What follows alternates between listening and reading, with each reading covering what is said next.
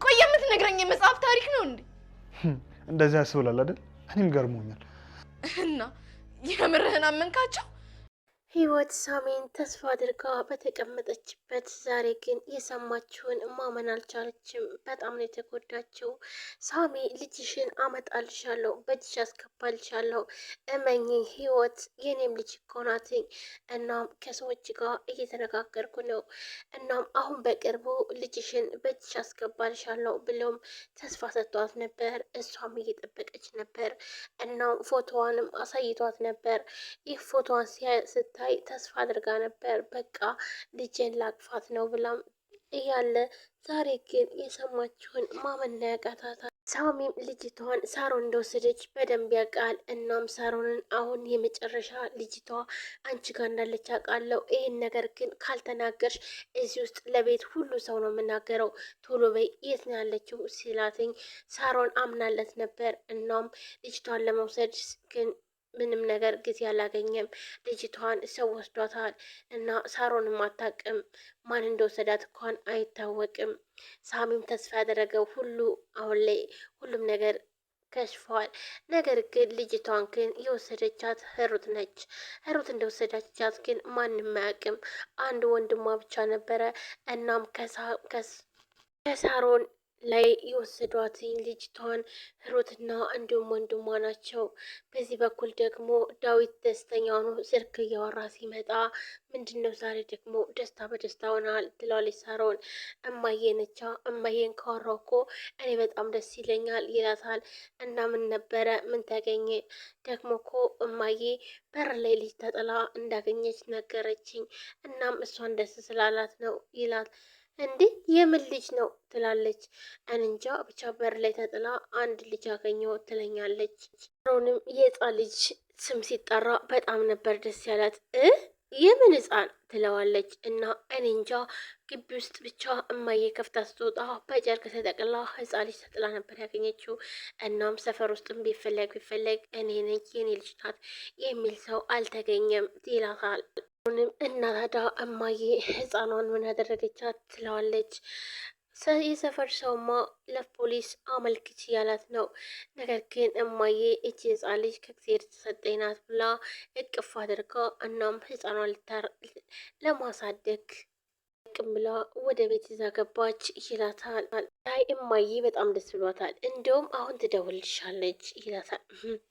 አይ የዚህ ዘመን ሴቶች በቃ እየወለዱ ይጥላሉ በየቦታው ትላለች ሳሮን። ፍረጅ እንጂ እህቴ ይላታል። በቃ ምንም ሳያውቁ ደረሰን ይላሉ። ከዛም በኋላ እየወለዱ ይጥላሉ ትላለች። ግን አንቺም እኮ ቢሆን ሴት ነሽ ይላታል። እና ብሆንስ እኔ እኮ ጠንቃቃ ሴት ነኝ ትላለች ሳሮን። ግን ወልጄ አልጥልም። ይገርማል ግን እውነት ህፃን ልጅ እየወለዱ በየበር ላይ መጣል የተለመደ ሆኗል። ብቻ እህቴ ለማንኛውም እኔ በጣም ደስ ብሎኛል ይላታል። እንዴ ደግሞ አንተ ደግሞ ምን ነው ደስ የሚልህ ትለዋለች። እንዴ እናታችን ስለተደሰች ነው፣ በዛ ላይ ደግሞ ትንሽዬ እህት ሊኖረን ነው ይላታል። ይሄ ነገር ምንም ደስ አላለኝም፣ ደግሞ የማንንም ድቃላ እህቴ ብለን ልጠራ ነው ትለዋለች። ዳዊትን በጣም ይናደድና አንቺ እኮ ለይቶልሻል ሳሮን ይላታል። ግን ደግሞ ደስ ይላታል ብዬ አስባለሁ። ሳሮንም አብዳቸዋል። ልጅቷ ይሄ ነገር ጣጣ ሳይመጣ ወደ መጣችበት መመለስ አለባት ትላለች ሲባል እንዲህ የሆነ ሰው ሆን ብሎ እያደረገው ቢሆንስ?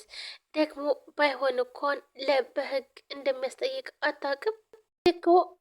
እማዬ በር ላይ ነው ተጥላ ያገኘቻት። ይህ ማለት ደግሞ የሆነ ሰው ከማዬ እርዳታ ይፈልገዋል ማለት ነው። እርዳታ ከፈለገች ታዲያ ስንት የድርጅት ቦታ አሉ አይደል እንዴ? እንደውም የኛ ኤንጂኦ አምጥቼ አስቀምጣታለሁ ትላለች ሳሮን። ይህን ነገር እንኳን እኔም ሆነ እማዬ አንፈቅድልሽም፣ ምክንያቱም ህፃኗን እኛንን የምናሳድጋት ይላታል። አይ ወንድሜ እናታችን እኮ በጣም ደክማለች፣ በዚህ ሰዓት ደግሞ ህፃን መንከባከብ የምትችል ይመስላል ትለዋለች። አታስቢ፣ ለድካሟም ቢሆን ደግሞ ሰራተኛ ቀጥርላታለሁ፣ እውነት እንዴት ደስ እንዳላት እኮ ብታይ ይላታል። አንድም ቀን እንኳን የሚሏቸውን ሰው የሚላቸውን አሰቡም አደል ብላ ሳሮን በጣም ትበሳጫለች። ምክንያቱም ልጅቷን መውሰድ ትፈልጋለች። ይኸውልሽ ሳሮን ካሁን በኋላ ይችን ህፃን ከማየ እወስዳለሁ ብለሽ ብታስቢ ከኔ ጋር ነው ጸብሽ ይላታል ዳዊትም። አሁንስ ይሄ ነገር በዛ እዚህ ህይወት እንደ አዲስ ልጅ የጠፋች ብላ ትነፋረቃለች። አንተ ደግሞ እዚህ ጋር የማንንም ድቃላ ካላሳደግኩ ብለህ ትጮኻለህ። ምን?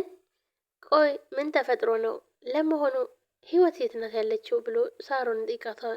አሁን እንግዲህ የት ትሆናለች ደግሞ?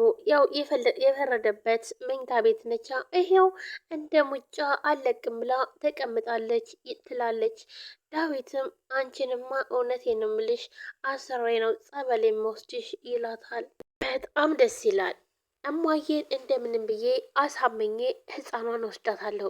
የዚች ሙጫ ልጅ ስትጠፋ ሌላ ህፃን ልጅ ተገኘ፣ ይገርማል። ዋው ብላ ሳሮንም በጣም ደስ ይላታል። ምክንያቱም ሳሮን ህፃን ልጅ ባለበት ስለምትዞርና እንዲሁም ደግሞ ህፃን ልጅን ለመሸጥ ስለምትፈልግ ወይም ደግሞ ህፃኖችን ስለምታሰቃይ አሁን ላይ ደግሞ ሌላ ህፃን ሲገኝ በጣም ነው ደስ ያላት። የህይወት ልጅ ስለጠፋችባት በጣም ተናዳ ነበር።